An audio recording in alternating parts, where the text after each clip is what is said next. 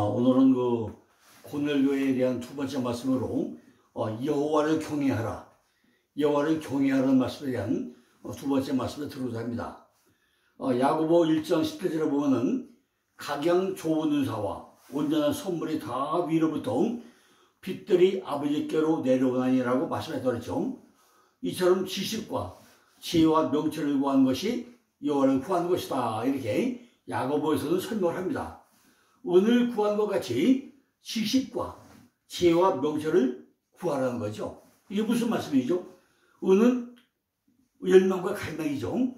은을 구하는 것 같이 지식과 지혜를 구하라는 것입니다.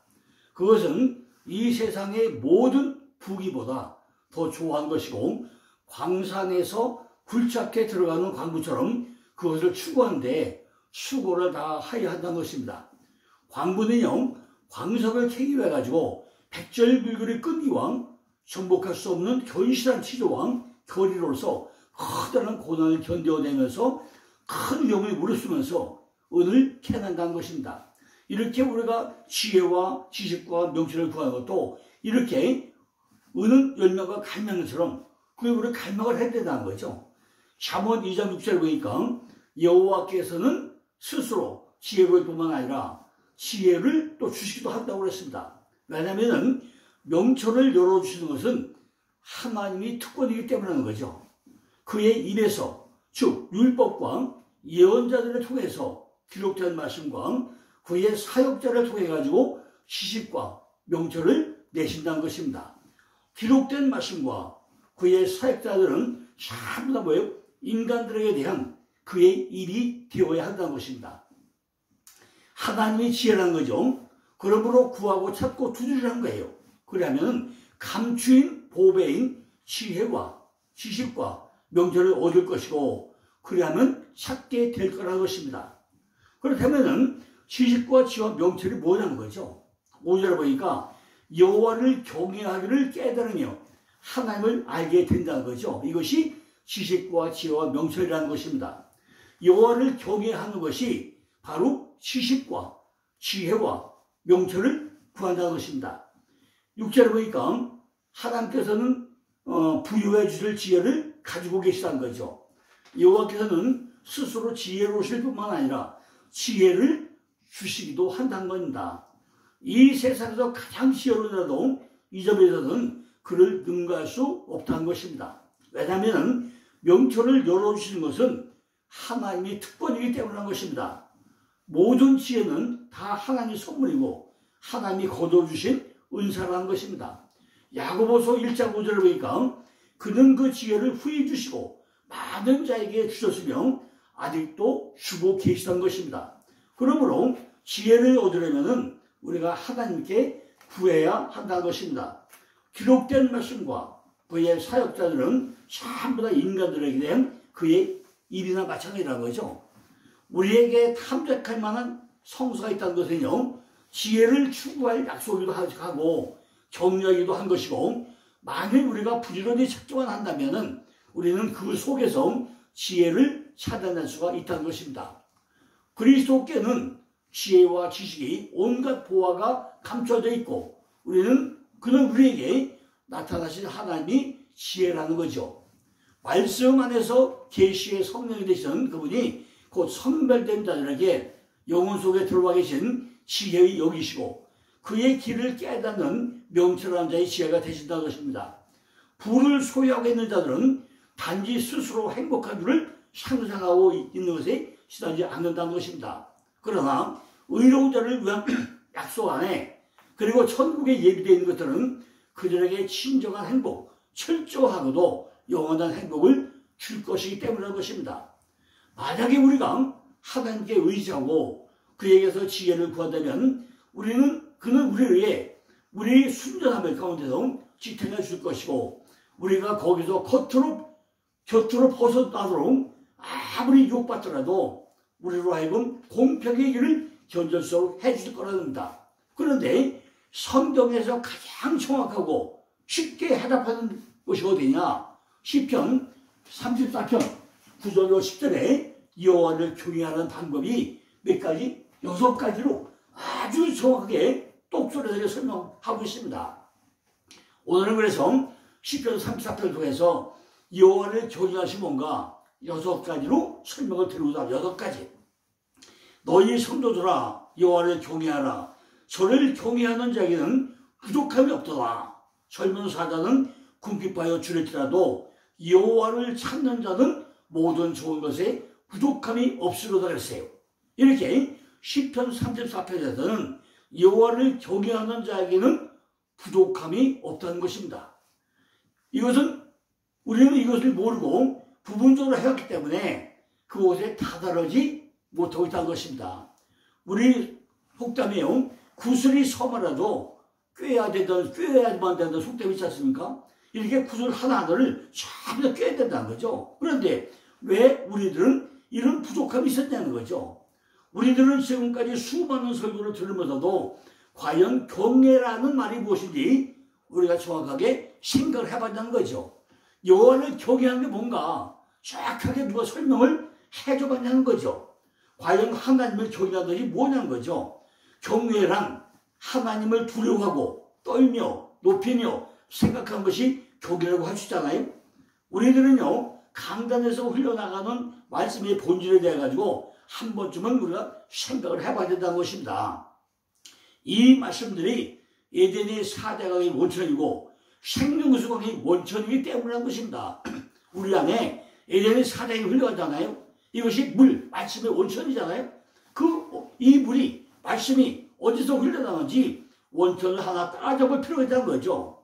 구절에 보니까 너희 성도들아 여호와를 경외하라. 저를 경외하는 자에게는 부족함이 없다고 말씀하고 있는데 그러면 원천을 찾아봐야 뭔가 부족함을 우리가 깨달을 거 아니냐는 거죠. 10절에 보니까 젊은 사자는 궁핍하여 줄일지라도 여호와를 찾는 자는 모든 좋은 것에 부족함이 없다고 설명하고 있습니다. 여호와를 경외하려면 결국에는 여호와를 찾아야 한다는 거잖아요. 그렇다면 여호와를 찾는다는 것이 뭐냐는 거죠. 어떻게 우리가 여호와를 찾아야 하느냐는 거죠. 어떻게 부르면 대답을 하냐는 거죠. 여호와를 경외하는 방법이 오늘 시편 내 6가지로 설명을 합니다. 오늘 이걸 우리가 확실하게 이해하고 우리가 반드시 교회에서 가정에서 우리가 말씀 볼 때 여호와를 경외하는 자가 되기를 간절히 교도드립니다. 왜 그렇게 해야 되냐? 여호와를 경외하는 자는 뭐 한다고요? 부족함이 없다고 했잖아요. 첫째가 뭐죠? 첫째는 송축하며 찬양하는, 송축을 찬양하는 거예요. 그죠? 우리는 여호와를 송축하며 찬양하는 것입니다. 근데 참 어렵죠? 뭐가 송축이고, 뭐가 찬양이고, 뭐가 찬송이고, 뭐가 노래고, 뭐가 찬미인지, 막 헷갈려요. 얼마 전에 포항에 있는 목사님들 전화 왔어요. 장로님, 하늘이 실면 있습니다. 성경에요, 송축과 찬양과 찬미와 노래가 있고, 많이 있는데, 이걸 어떻게 설명하면 될까요? 실문 왔다고요. 제가 성경을 전부 다 찾아가지고 하나하나 설명을 해준 적이 있습니다. 우리가 이렇게 송축이 뭐고 찬양이 뭐고 찬송이 뭐고 노래가 뭐고 이걸 다 구분을 해봐야 돼요. 내가 여호와를 항상 송축하며 그를 송축함이 내 입에 계속 하루가 했어요.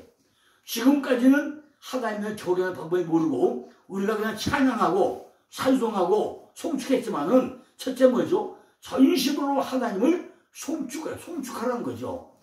우리들이 찬양을 하면서도 하나님의 성으로 높이는 신실한 마음으로 하나님을 송축하는 진정한 마음으로 찬양을 해보아내는 거죠. 주일날 입술에 찬양만 했지 마음속 깊이 이런 마음으로 우리가 송축을 해봐야하는 거죠. 찬양을 할 때 반드시 하나님을 송축하는 진정한 마음으로 찬양하고 찬송하고 노래하고 송축하는 이런 것이 바로 여호와를 경외하는 거라는 거죠. 제가 지금 말씀드린 찬양과 찬송과 송축과 노래와 찬미가 뭔지 성경 잘 찾아보세요. 왜 틀린가? 어떻게 다른가? 찾아봐야 될 거 아니겠습니까? 다윗은요 하나님을 변함없이 찬양하겠다고 다짐을 합니다. 다짐을 한다고요? 지금 뭐 했죠? 송축하며 찬양을 했는데 다윗은 찬양하겠다고 한다는 거죠. 내가 여호와를 항상 모든 경우에 송축하리라고 다짐하고 있다는 거예요. 송축. 이것이 이 찬양의 의미에 대한 정해진 절기를 지키게 한 것과 그 일을 위한 모든 기회를 포착해가지고 자기에게 소재로 제공되어 있는 모든 새로운 사건이 일어날 때마다 자기를 찬미를 포함해서 찬송, 찬양, 송축, 자기에게 소재로 제공되는 모든 것들을 이 시간 일어날 때마다 우리가 자기를 찬미하는 일신을 우리가 결심을 해야 된다는 것입니다. 그는 공개적으로 하나님을 찬양하겠다고 다짐을 찬양. 그를 송축함이 내 입에 계속하려다고 설명합니다. 이처럼 단어가 바뀌어요. 송축과 찬양과 찬미와 감사와 노래와 이게 막 바뀌어요. 어떻게 다른가? 저 한번 찾아오시길 바랍니다. 이처럼 하나님의 자비에 대한 자신의 감사를 고백하는 일에 자기가 얼마나 적극적이며 타인들도 또한 그 의무를 인식하게 되기를 얼마나 갈망하고 있는지 열망하고 있는지 우리에게 보여주고자 한다는 것입니다. 우리들도 전심으로 하나님을 찬양하겠다고 다짐을 해야 된답니다. 우리는 찬양뿐만 아니라 뭐예요? 송축해야 된다는 거죠. 여호와를 자랑으로 삼는 일은 헛된 자랑이 아니라는 거예요. 두 번째는 뭐죠? 두 번째는 첫째는 송축하며 찬양하는 것이고 두 번째는 여호와를 자랑해야 된다는 거죠. 여호와를 내 영혼이 주를 자랑해야 한다는 것입니다. 어떻게 주를 자랑해야 되는 거죠? 내 영혼이 주를 자랑해야 된다는 것입니다. 내 영혼이 주님을 깊이 만나보지 않았으면 자랑할 수가 있겠습니까? 내가 응답하시는 하나님을 자랑을 해야 된다는 것입니다. 기도하면서 만났다고 해서 자랑하는 것이 아니라 영혼 깊숙한 곳에서 만나보지 않았다면 입술에 매여하는 수상적 몇밖에 되지 못한다는 것입니다. 내가 진실로 주님을 만나봐야 내가 뭐예요? 내가 만난 주님을 자랑할 거 아니겠습니까? 하나님을 송축하는 마음으로 찬양하며 내 영혼이 여호와를 만나고 찬양한 것 자체하고는 차원이 완전히 다르다는 것입니다. 곤고한 자가 이를 듣고 기뻐하는 것이 하나님을 자랑한다는 것입니다. 사도 바울은요 고린도후서 11장 3절에서 내가 부득불 자랑하치는데 나의 약한 것을 자랑한다고 했어요. 갈라디아 6장 14절에 보니까 그러나 내게는 우리 주 예수 그리스도 십자가 외에 결코 자랑할 것이 없으니 그리스도로 말미암아 세상의 나를 대하여 십자가에 못 박히고 내가 또한 세상을 대하여 그러하니라고 설명하고 있죠. 다윗에게는 하나님께서 자신에게 내리신 은총으로 이스라엘의 모든 심령도 기뻐 받으시라는 것을 생각하면 해도 즐거움이라고 설명합니다. 질문이 내가 어떻게 여호와를 찬양할 것인가? 내 안에 간직도가 있어야 된다는 것입니다. 세 번째는 여호와의 이름을 높여야 해요. 이름을 높이라는 것입니다. 3절에 보니까 나와 함께 여호와를 광대시하며 그 이름을 높이세. 우리는 이름을 높여야 된다는 것입니다. 하나님의 이름을 광대하게 높이라는 거예요. 근데 우리가 하나님의 이름을 압니까? 몇 개나 알죠? 제가 성경 쭉 찾아보니까요. 하나님의 이름이 제가 140가지를 찾아냈어요. 성경에서. 그 중에 100개는 다 설명해놨고 아주 40개는 설명을 다 못 받았습니다. 근데 그렇게 많아 하나님이. 뭐 여호와 라파, 여호와 샤파 뭐 해가지고요. 여호와 이레 뭐 엄청 많아 그 이름이. 그 이름을 우리가 알아야 되잖아요. 하나님의 이름을 알아야 우리가 이름을 부를 거 아닙니까? 우리는 지금까지 하나님의 이름을 높이는 것보다 하나님의 이름을 깎아내리는 거, 실추하는 일이 더 많았던 거죠. 사람의 속성은요, 남이 인정해 주기를 원하고 있다는 것입니다. 남이 높여주기를 은근히 원하고 있다는 거죠. 남이 잘 되면 배알이 꿀린다는 거죠. 나는 밤새고 했는데 하나님은 왜 몰라주느냐, 이렇게 가끔 불평도 하게 된다는 것입니다. 하나님은 광대에 써가면서 남들은 다 잘 되는데 나는 왜 이렇게 일이 안 풀리지? 왜 나는 일이 안 되지? 원망과 불평을 한다는 것입니다. 나는 노력도 안 하면서 이웃교회가 부흥되고 나면 괜히 성장하고 나면 막 보기만 해도 짜증나고 하나님 저 교회는 막 부흥되는데 내 교회는 왜 부흥이 안 되죠? 막 짜증을 낸다는 것입니다. 하나 노력도 안 하면서 그죠? 이름을 높이지도 않으면서 그냥 원망과 불평만 따라간다는 거죠. 하나님의 이름을 높이기는 고사하고 그 목사님을 높일 수가 있습니까? 상대방 목사님을 까라면 그게 바쁘지 않습니까? 하나님도 우리들과 마찬가지로 부족한 자식에도 관심이 많다는 거죠. 그죠? 약한 자식을 더 도와주려 하지 않습니까? 그런데 우리는 그걸 모르고 내가 잘났다니까 날 뭘 도와주냐는 거죠. 우리들은요, 넓은 하나님의 마음을 만지면서 하나님의 이름을 높이는 것이 여호와를 경외하는 거라고 해요. 우리는요, 이 생각으로 하나님을 찬미하고 그의 이름을 높이는 일로 표현해야 한다는 거죠. 우리가 실제로 하나님보다 더 크게 그를 더 높이 나타낼 수는 없겠죠. 그러나 만약에 우리가 무한히 크신 자로 가장 높은 자보다 더 높으신 분으로 찬양을 한다면은 그는 자기에 대한 이 찬미와 높임을 평가하시고 아마 엄청 기뻐하지 않겠습니까? 이 일은요, 우리는 함께 행해야 된다는 거죠. 하나님께 대한 찬양은 일치협력하는 협주에서 가장 훌륭한 소리로 울려 퍼져야 된다는 것입니다. 따라서 천상에서 천사들이 하던 그와 같이 그를 찬미해야 한다는 거죠. 모든 성도들이 그러하듯 하나님의 은총을 함께 나눈 자들은 그의 이름을 높이면서 그에 대한 찬양도 함께 해야 된다는 것입니다. 자, 네 번째는요, 여호와께 구하라는 거예요. 여호와께 구해야 된다는 거죠. 잘 보니까 내가 여호와께 구함에 내게 응답하시고 내 모든 두려움에서 나를 건지셨다고 했어요. 내가 간구할 때 반드시 응답해 주실 줄 믿고 확신을 가지고 기도하는 것이 여호와를 경외하는 네 번째 방법이라는 것입니다.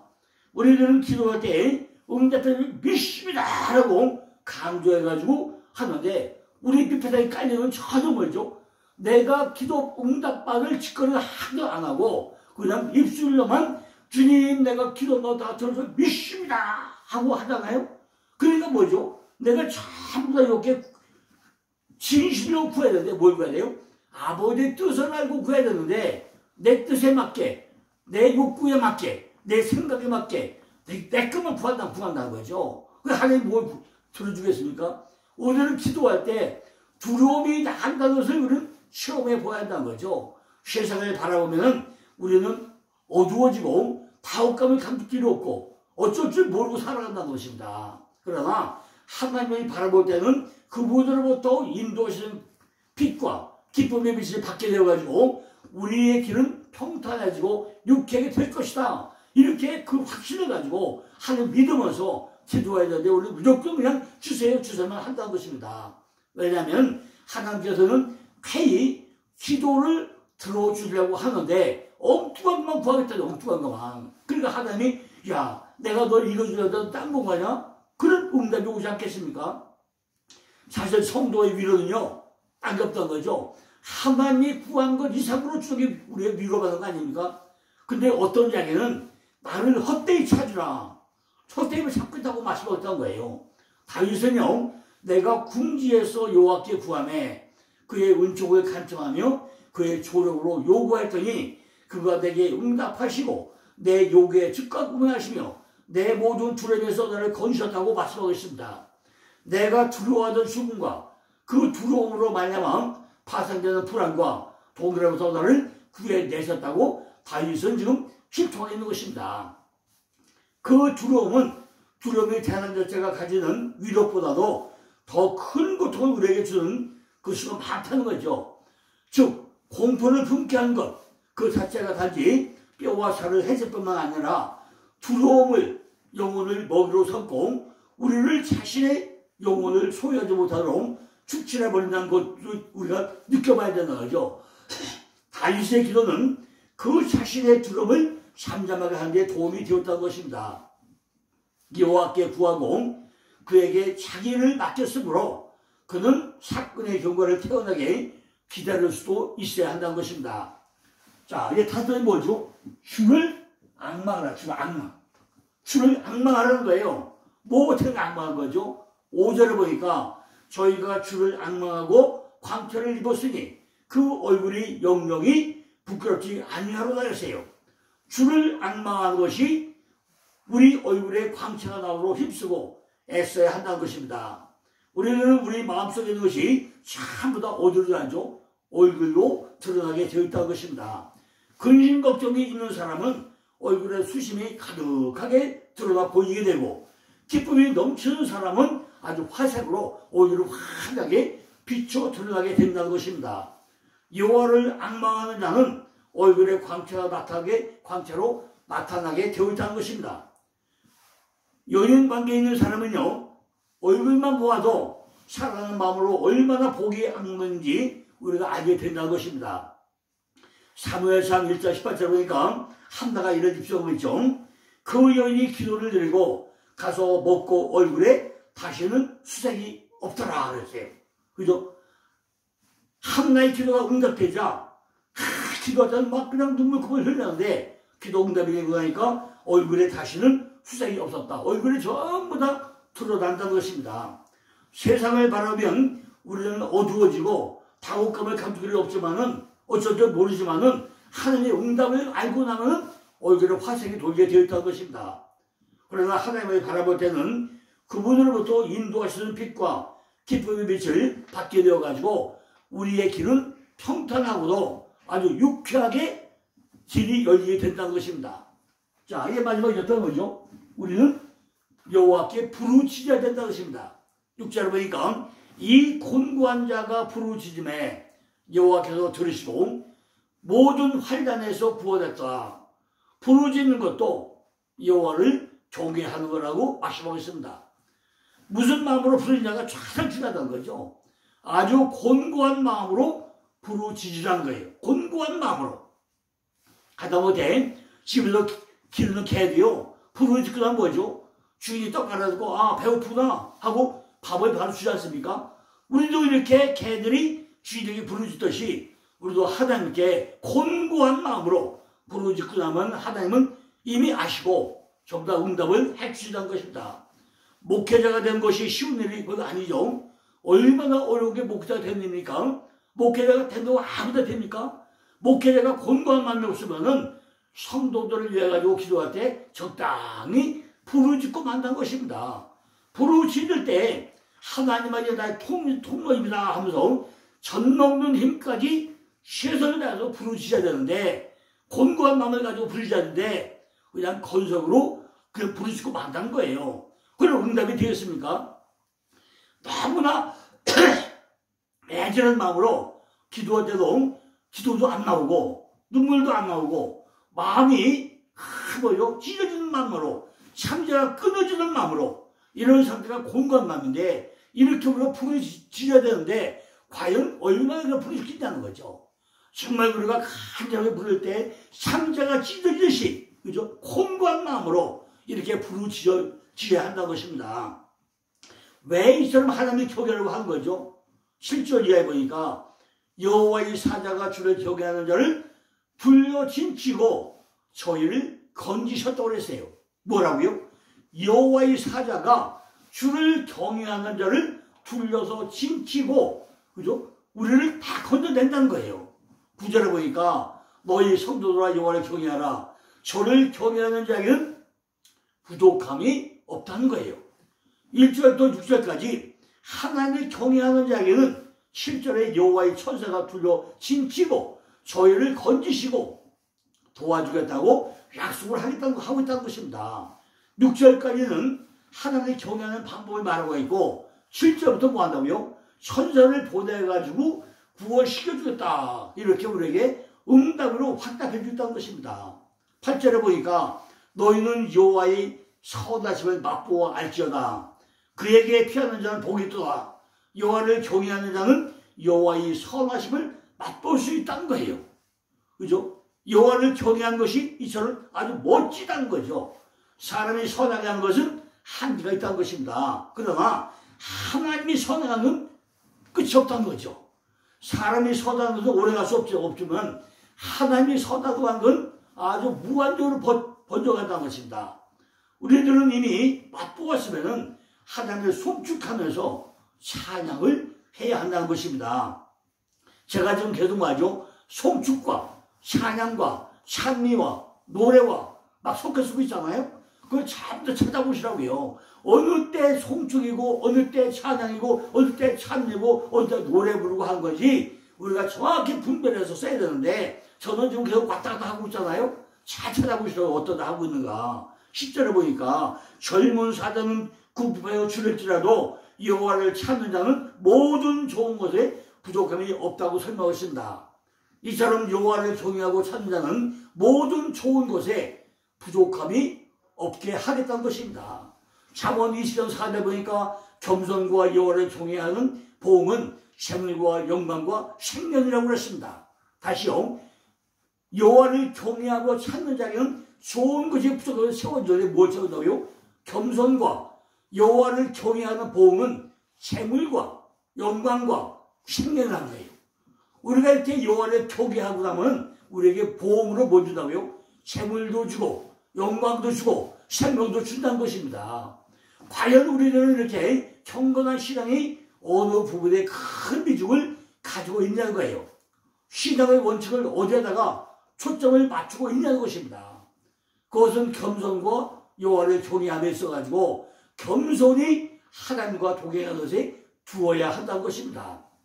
우리는 하나님의 명령하시는 말씀과 섭리의 처분에 극히 겸손하게 복종할 정도로 하나님의 위엄과 권위를 존중을 해야 한다는 것입니다.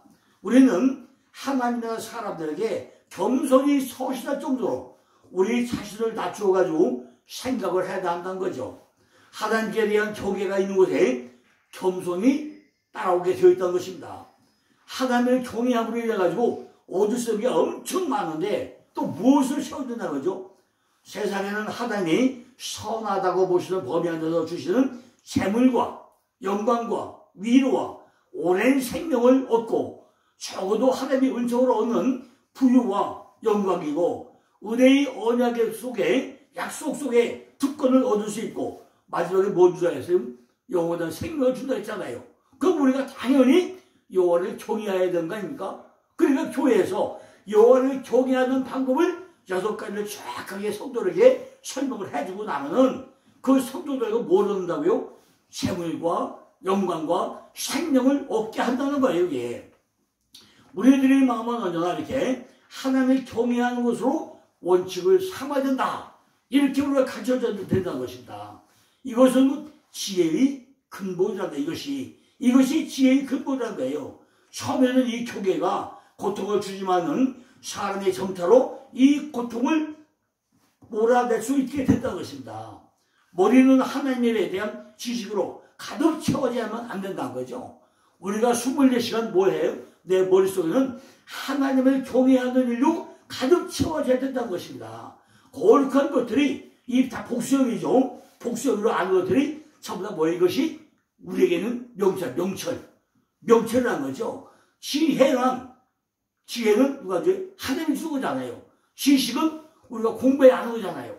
근데 그에 다 합되면 명철, 복수형 명철이라는 거죠. 이 일들은 하나님을 예배하는 일에 속한 것이고 우리 자신을 거룩하게 구별하는 일에 속해 있다는 거죠. 아는 것이 명철, 아는 것이. 내가 깨달아 아는 것이 명철이라는 거예요. 그죠? 예배하면서 이것이 어떤 것이다. 여호와를 경외하는 것을 깨달아 아는 것이 명철이라는 거예요.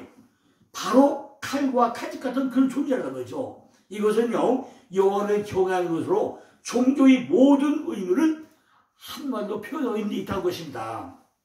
다윗은요, 유명한 음악가였고 정치가였고 군인이었지만은 그 아이들에게 내가 너에게 수금 타는 칼이나 창 쓰는 법과 활 쏘는 법을 가르쳐 주겠다고 했다는 거죠. 우리도 이렇게 우리 성도들이, 우리 자손들이, 우리 자녀들이 뭐예요? 지혜와 지식과 명철한 법, 여호와를 경외하는 방법을 철저히 가르쳐줄 까지는 거죠. 그렇지 않으면은 내가 너희에게 국가 정책에 관한 금과 옥조를 가르쳐 주겠다고 또 말해야 된다는 거죠. 그죠? 내가 너희에게 뭐 한다고요? 여호와를 경외하는 방법을 가르쳐 주겠다. 그러면서 6가지. 그러면 뭐 한다고요? 이것이 재물과 영광과 생명을 누릴 것이다. 정확하게 가르쳐 된다는 거죠.